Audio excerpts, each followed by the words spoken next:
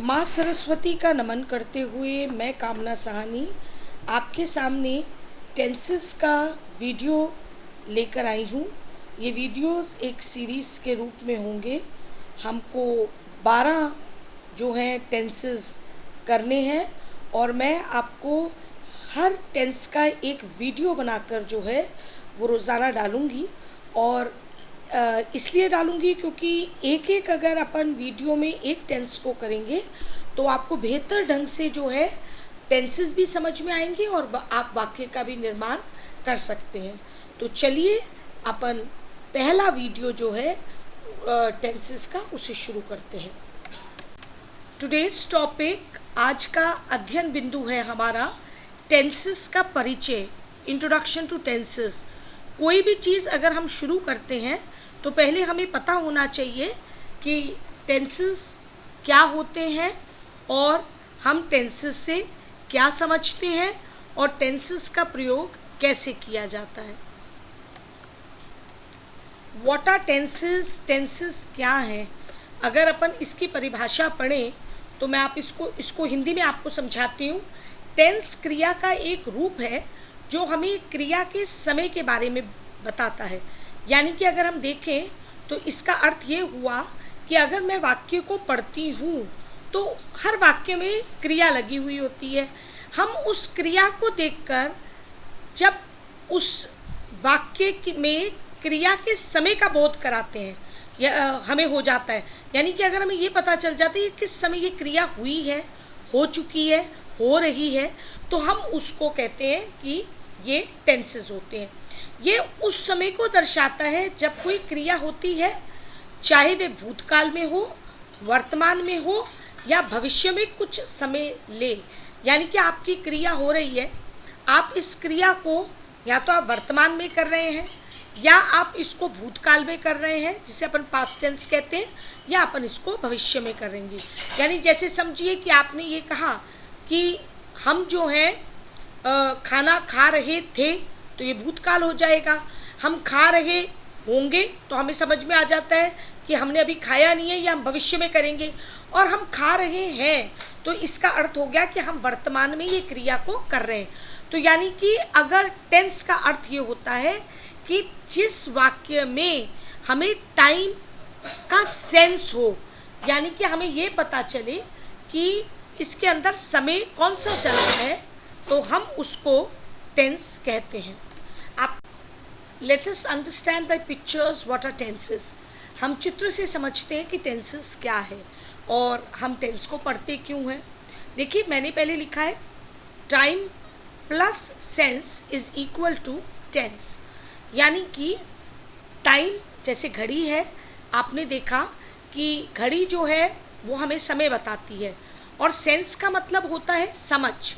अब आप ध्यानपूर्वक अगर चित्रों में देखेंगे तो आपने देखा है कि घड़ी चल रही है, और सेंस के अंदर आप देख रहे हैं कि एक लड़का जो है मैग्नीफाइंग ग्लास लेके क्वेश्चन मार्क को देख रहा है। यानी कि जब हम उसको ध्यानपूर्वक देखते हैं तो हमें सब चीज़ें समझ में आ जाती हैं। तो इसी को हम टेंस कहते हैं। अब चलिए इसको समझते हैं कैसे। जैसे कि जिस सेंटेंस में हमें टाइम की समझ आ जाए, टाइम सेंस यानी समझ, हमें समय की समझ पड़ जाए, हमें ये पता चल जाए कि ये किस समय में हुआ था, इसी को हम टेंस कहते हैं। Tense tell us about the sense of the time in a sentence. यानी वाक्य में जब हमें समय के बारे में पता चले या हमको उसके बारे में समय का बोध हो, ऐसे को ही हम जो हैं वो टेंसेस कहते हैं। अब सबसे महत्वपूर्ण बात होती है कि वाई वी लर्न टेंसेस। हम टेंसेस क्यों पढ़ते हैं? We learn tenses so that we can learn how to frame correct sentences in English language. तो सबसे पहली बात तो ये है, जैसे मैंने कहा कि टेंसेस जो हैं वो डील वाक्यों से करते हैं। तो अगर हम टेंसेस को पढ़ते हैं तो टेंसेस हमें ये सिखाता है कि हमको वाक्य का निर्माण कैसे करना है। अगर मैं वाक्य कहूँ तो वाक्य तो मात्र शब्दों का एक समूह होता है, लेकिन वाक्य की पूरी परिभाषा क्या होती है कि वाक्यों का वो समूह जो एक अर्थ बनाए। और अगर समझिए कि मैंने शब्द तो जोड़ दिए लेकिन उसको उल्टा सीधा जोड़ दिया, तो अर्थ का अनर्थ हो जाता है। तो इसीलिए हमें टेंसेस ये सिखाते हैं कि हम अंग्रेज़ी भाषा में सही वाक्यों को कैसे बना सकते हैं और उसका निर्माण कैसे कर सकते हैं। सबसे पहले जब भी हम टेंसेस सीखते हैं तो बहुत सारी ऐसी चीज़ें होती हैं जो हमें हमेशा याद रखनी चाहिए और उन चीज़ों का हमें ध्यान रखना चाहिए। अब क्यों रखना चाहिए? क्योंकि हम हिंदी भाषी होने के कारण जब अंग्रेज़ी में वाक्य बनाते हैं तो उसको पहले तो हम हिंदी में सोचते हैं और अंग्रेज़ी में अनुवाद इसका करते हैं। फिर प्रैक्टिस के बाद जब हमारे बहुत प्रैक्टिस हो जाती है तो हम सीधा ही अंग्रेज़ी में वाक्य को भी बनाने लगते हैं। तो मेन बात ये होती है कि हिंदी भाषी होने के कारण, जैसे मैंने एक दफ़ा महात्मा गांधी जी के बारे में जो है पढ़ा था उनका, जब उन्होंने ये कहा कि मैं इंग्लैंड जा रहा था और वहाँ पे मेरे को प्रॉब्लम ये होती थी कि अगर कोई भी अंग्रेज़ मुझसे बात करता था तो वो प्रश्न पूछता, मैं हिंदी में सोचता और जब तक मैं उसका सेंटेंस बना पाता वो दूसरा प्रश्न पूछ लेता। तो सही बात है ये भी कि हम हिंदी भाषी जब होते हैं तो हम हिंदी में सोचते हैं, अनुवाद हम अंग्रेज़ी में करते हैं और जैसे ही हमको प्रैक्टिस हो जाती है तो हम जो है अंग्रेज़ी में ही सोचते हैं और अंग्रेज़ी में ही वाक्य बनाते हैं। अब ध्यान रखने योग्य जो बातें हैं वो अपन देखते हैं। अब जैसे मैंने कहा कि हिंदी भाषा में हम सोचते हैं और फिर हम जो है वाक्य का निर्माण करने लगते हैं। तो पहले हम ये सीख लें कि हिंदी भाषा के वाक्य में और अंग्रेज़ी भाषा के वाक्य में क्या फ़र्क होता है, क्योंकि अगर आपको ये वाक्य में फ़र्क पता चल गया तो आप कभी भी गलती नहीं करेंगे किसी भी सेंटेंस को बनाने में। हिंदी भाषा में जब भी हम वाक्य का सूत्र बनाते हैं तो उसका जो सूत्र होता है वो ये होता है कर्ता, कर्म और क्रिया। अगर मैं इसको अंग्रेज़ी करूँ तो ये हो जाता है सब्जेक्ट, ऑब्जेक्ट और वर्ब। अब सब्जेक्ट और ऑब्जेक्ट नॉर्मली जो होता है वो संज्ञा ही होते हैं, या तो वो संज्ञा हो सकते हैं या वो सर्वनाम हो सकते हैं, और ये दोनों आपस में बिल्कुल पास पास होते हैं और क्रिया जो होती है वो उसके पीछे लगती है। जैसे अपन एक सेंटेंस लेते हैं, जैसे मैंने कहा राम खाना खाता है, मैंने ये वर्ड लिया। अब इसमें राम तो हो गया सब्जेक्ट और आम हो गया ऑब्जेक्ट और खाता जो है वो हो गया क्रिया। आपने देखा हिंदी में जब अपन ने वाक्य बनाया तो राम और आम यानी कि सब्जेक्ट और ऑब्जेक्ट दोनों बिल्कुल पास हैं और उसके पीछे अपन ने वर्ब को लगाया है। तो ये फॉर्मेट हम कोई सा भी आप वाक्य उठा लीजिए हिंदी का, अपन तकरीबन ऐसे ही बनाते हैं। चाहे मैंने बताया राम आम खाता है, राधा स्टेज पर डांस करती है, तो राधा जो हो गई वो राधा आपका सब्जेक्ट हो गया, स्टेज आपका जो है वो ऑब्जेक्ट हो गया और डांस जो मैंने पीछे लगाया कि वो नृत्य करती है वो अपना पीछे हो गया, एंड में हो गया वो आपकी क्रिया हो गई। तो कहने का अर्थ ये है कि हिंदी में जब भी आप बनाते हैं तो कर्ता, कर्म और क्रिया होता है, लेकिन अंग्रेज़ी भाषा में वाक्य का सूत्र थोड़ा सा बदल जाता है। हमारे सब्जेक्ट होता है, ऑब्जेक्ट होता है, लेकिन उसका सूत्र क्या होता है? कर्ता, क्रिया और कर्म। यानी कि पहले सबसे पहले हम सब्जेक्ट को लगाते हैं, यानी समझिए कि अगर ऊपर वाला वाक्य लूँ तो इसमें सब्जेक्ट था राम, तो मैं शुरुआत करूँगी राम से, उसके एकदम बाद मैं वर्ब लगा देती हूँ। वर्ब का मतलब क्रिया। अब इसमें क्रिया क्या है? ईट्स, तो मैंने लगा दिया ईट्स। और ऑब्जेक्ट क्या हुआ? मैंगो, तो वो मैंने पीछे लगा दिया। तो हमारा वाक्य बना राम ईट्स मैंगो। तो आपको एक चीज़ का जो पर्टिकुलरली ध्यान रखना होता है हमें सेंटेंस बनाने में, कि अगर हम अनुवाद भी करें तो हम लोगों को बिल्कुल शब्द शब्द का अनुवाद नहीं करना चाहिए। जैसे अगर राम आम खाता है कोकरा, तो क्या इसका बनेगा राम मैंगो ईट? आपका वाक्य ही गलत है, लोग हंसेंगे आप पर। तो हमको करना क्या है कि सब्जेक्ट और ऑब्जेक्ट को दूर दूर कर दीजिए और उसके बीच में अपन क्रिया को बिठा देंगे, तो हमारा सेंटेंस बन जाएगा राम ईट्स मैंगो। आप किसी भी टेंस को ले लीजिए, आप हमेशा देखेंगे चाहे वो वर्तमान है, चाहे वो पास्ट है, चाहे वो परफेक्ट है, कोई सा भी टेंस होगा, हर टेंस के अंदर क्रिया आपकी हमेशा बीच में आती है, चाहे वो हेल्पिंग वर्ब्स हो, मेन वर्ब्स हो, और आसपास आपके जो हैं वो ज़्यादातर सब्जेक्ट और ऑब्जेक्ट आते हैं। तो इसीलिए हमें प्रत्येक टेंस का फॉर्मेट हमेशा मालूम होना चाहिए और हमें याद भी करना चाहिए। अब मैं बार बार आपसे बोल रही हूँ कि वाक्य बनाने के लिए हमें क्रिया का जो है इस्तेमाल करना पड़ता है। इससे पहले मैं आपको बता दूं, हम बार बार बात करें सब्जेक्ट और ऑब्जेक्ट की, तो सब्जेक्ट और ऑब्जेक्ट क्या होता है? कुछ नहीं। अगर ध्यान से देखें तो सब्जेक्ट और ऑब्जेक्ट केवल और केवल संज्ञा है या सर्वनाम है। समझिए कि मैंने राम बोला तो राम एक संज्ञा है, राम की जगह मैंने ही बोल दिया तो वो एक सर्वनाम हो गया। अंत में ऑब्जेक्ट में जब मैंने मैंगो लगाया तो मैंगो भी एक संज्ञा था। अगर समझिए मैंगो की जगह मैंने इट लगाया होता तो इट जो है वो सर्वनाम हो जाता।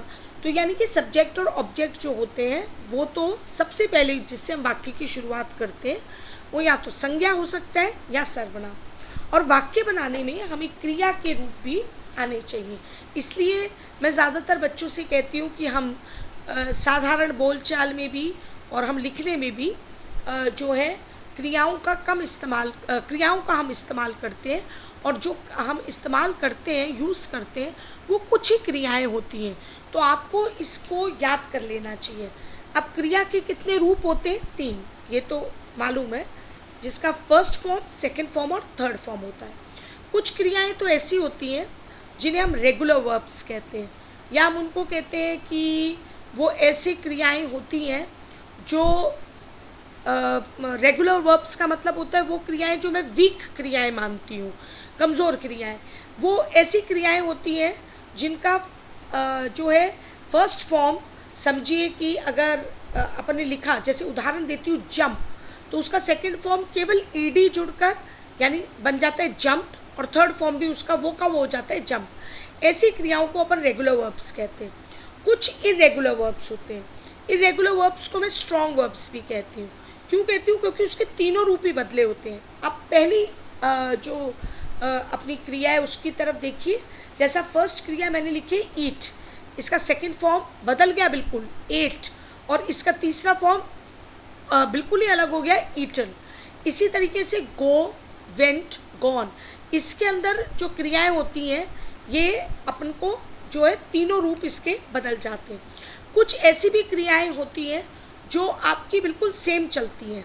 जैसे 7वीं क्रिया देखिए, कट कट कट, मैंने कहा पुट पुट पुट, अपन ये लिखेंगे। ये सारी क्रियाएं तीनों रूपों में एक ही होती हैं, और ज़्यादातर जो हमारी क्रियाएं बनती हैं वो हमारा ईडी पीछे जोड़ के या टी जोड़ के हम बनाते हैं। जैसे कि climb climbed climbed, jump jumped jumped. इसी तरीके से अगर अपने कहा watch watched watched, learn learned learned, ये ट्राइड ट्राइड ट्राइड। और कुछ क्रियाएं ऐसी होती हैं जैसे ग्रो ग्रू ग्रोन, राइट रोट रिटन। तो ये सारी क्रियाओं को हमको याद करना चाहिए। अब जो है अपन आगे बढ़ते हैं कि अपन वाक्य में इन जो है कैसे बनाते हैं और हमारे काल कितने प्रकार के होते हैं ये पढ़ेंगे। और ये क्रियाएं जो है वो आप याद करिए। जितनी आप क्रियाएं याद करेंगे उतने आप वाक्य अच्छे बना सकेंगे। अब हम पढ़ेंगे टाइप्स ऑफ टेंसेस, यानी कि टेंसेस के कितने प्रकार होते हैं। तो मुख्य तौर पे अगर हम देखें तो टेंसेस हमारे 3 प्रकार के होते हैं, और वो 3 प्रकार के टेंसेस हमारे होते हैं। पहला टेंस प्रेजेंट टेंस यानी वर्तमान काल, दूसरा टेंस पास्ट टेंस यानी कि भूतकाल, और तीसरा टेंस होता है फ्यूचर टेंस यानी कि भविष्य काल। तो यानी कि मुख्य तौर पे हमने अपने समय को भी 3 भागों में करा, भूतकाल, वर्तमान काल और भविष्य काल। और इसी को टेंसेस में भी करा, प्रेजेंट टेंस, पास्ट टेंस और फ्यूचर टेंस। अब इन टेंस के भी 4 अलग अलग प्रकार के जो हैं वो वाक्य बनते हैं, जिनको हम 4 रूप भी कह सकते हैं। तो पहला होता है सिंपल और इंडेफिनिट टेंस, जिसे नॉर्मली अपन मानते हैं कि ये टेंस अपना साधारण काल का होता है। फिर होता है हमारा कंटिन्यूअस टेंस। कंटिन्यूअस टेंस का मतलब होता है वो क्रिया, वो टेंस जो हमें किसी भी क्रिया को कंटिन्यू में बताता है, यानी वो ख़त्म नहीं हुआ, लगातार चल रहा है। तो इसकी जो पहचान होती है सेंटेंसेस की वो रहा होती है। अब आए अपन थर्ड टेंस पे, परफेक्ट टेंस। परफेक्ट टेंस का मतलब होता है वो टेंस जो कि हमें ये बताता है कि आपने कार्य को समाप्त आप कर चुके हैं। कहने का अर्थ है इसमें हमें कार्य की समाप्ति का बोध होता है। जैसे कि हमने ये कहा और इसकी पहचान होती है चुका।